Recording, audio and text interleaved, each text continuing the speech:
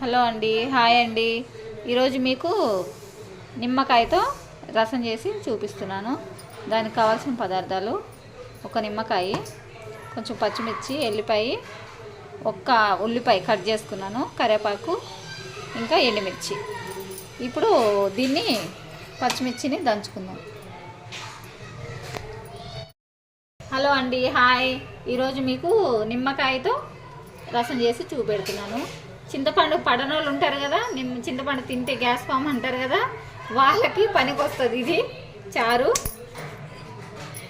దీనికి కావాల్సిన పదార్థాలు: ఒక ఉల్లిపాయ కట్ చేసుకున్నాను, ఒక నిమ్మకాయ, ఎల్లుల్లిపాయలు ఒక 4, పచ్చిమిర్చి, కరివేపాకు, తాలింపుకి ఒక ఎండుమిరపకాయ. నిమ్మకాయ ఒకటే కొంచెం చారు కాబట్టి ఒకటి వేసుకుంటున్నాను. ఇంకొంచెం ఎక్కువ చేసుకోవాలనుకుంటే ఇంకోటి వేసుకోవచ్చు, పులుపు తగ్గట్టు.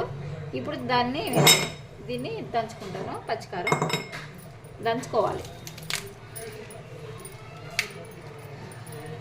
మిక్సీ వేసేది ఎందుకులే అని నేను దంచుతున్నాను. దంచితే బాగుంటుంది కదా అని, కొంచెమే కదా, ఇలా కొంచెం పేస్ట్ చేసుకోవాలి. కొంచెం దీనిలో జీలకర్ర కూడా వేసుకుందామండి. కొంచెం జీలకర్ర వేసుకుంటున్నాను. వేసుకొని బాగా దంచుకుందాం.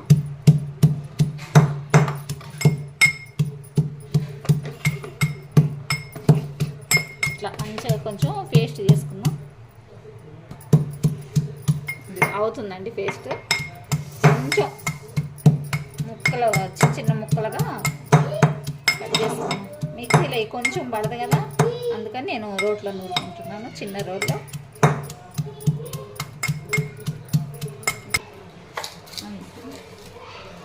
ఆయిల్ వేడెక్కిందండి, కొంచెం వేసుకున్నాను ఆయిల్, కొంచెం పోపు గింజలు.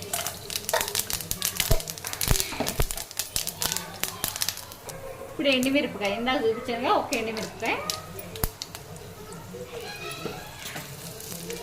ఇలా కలుపుకుందాం. ఒక ఎండుమిరపకాయ. ఇప్పుడు ఉల్లిపాయ వేసుకోకపోయినా బాగానే ఉంటుంది చారు, కాకపోతే ఉల్లిపాయ వేసుకుంటే కొంచెం పచ్చి పులుసులాగా నోటికి తగులుతాయని ఉల్లిపాయలు అట్లా వేసుకున్నాను నేను.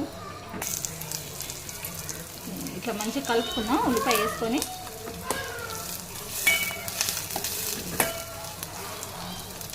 మంచిగా ఉల్లిపాయ కొంచెం మగ్గాక పసుపు వేసుకున్నాం. ఇప్పుడు కరివేపాకు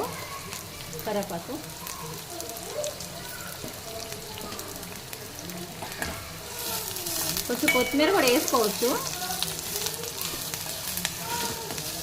ఇప్పుడు కొంచెమే చారు కదా, అదంతా ఎందుకులే అని నేను కరివేపాకు ఒకటే వేస్తున్నాను. కొత్తిమీర కూడా వేసుకుంటే బాగుంటుంది. అయిందండి, ఉల్లిపాయ మగ్గిందండి. ఇప్పుడు పేస్ట్ చేసుకున్నాం కదా, పచ్చిమిర్చి, ఎల్లిపాయ, జీలకర్ర, అది వేస్తున్నాను.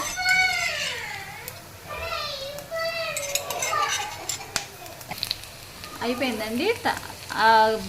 అది కూడా వేసాను కదా పేస్ట్ కూడా. కొంచెం పసుపు వేసుకుంటున్నాను. కొంచెం పసుపు వేసాను, కలుపుకున్నాను. ఇప్పుడు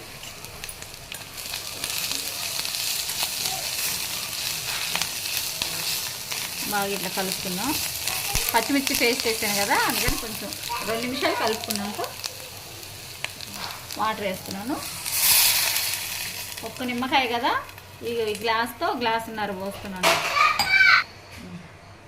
వాటర్ పోసుకున్నాక కొంచెం సాల్ట్ వేస్తున్నాను. కొంచెం వేసుకోవాలండి, ఎక్కువైతే మళ్ళీ కష్టం అవుతుంది. సాలపోతే మళ్ళీ వేసుకోవచ్చు. ఇదిగో నిమ్మకాయ పిండుతున్నాను, కట్ చేసుకున్నాను నిమ్మకాయ.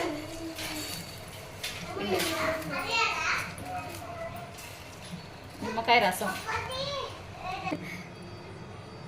నిమ్మకాయ ఇందాక ఒక ముక్క పిండాను, ఇప్పుడు ఒక ముక్క పెడుతున్నాను. 2 పిండేసాను. ఒక నిమ్మకాయకి 2 గ్లాసులు వాటర్ వేసాను. పులుపు కొంచెం ఎక్కువ అనిపిస్తే వేసుకోవచ్చు వాటరు చూసుకొని. పులుపు, ఉప్పు, కారం, నేను వేసిన కారం అయితే సరిపోద్ది. ఈ ఒక్క నిమ్మకాయకి, ఈ చారుకి సరిపోద్ది. కొంచెం మరిగాక దింపుకుందాం. ఎక్కువ టైం పట్టదు, ఒక 5 నిమిషాల్లో అయిపోద్ది చారు. కొంచెం మరిగాక దింపేసుకుందాం. గ్యాస్ ఫామ్ అని చింతపండు ఎక్కువ వాడారు కదా, వాళ్ళు ఈ నిమ్మకాయ చారు చేసుకోవచ్చు. బాగుంటుంది, చాలా బాగుంటుంది, మంచిగా ఉంటుంది. ఇది విటమిన్స్ అంటారు కదా, చాలా బాగుంటుంది నిమ్మకాయ రసం. విటమిన్ సి అంటారు కదా, దానికి పనికి వస్తుంది. పులుపు ఉండదు, చింతపండుతో అవసరం ఉండదు.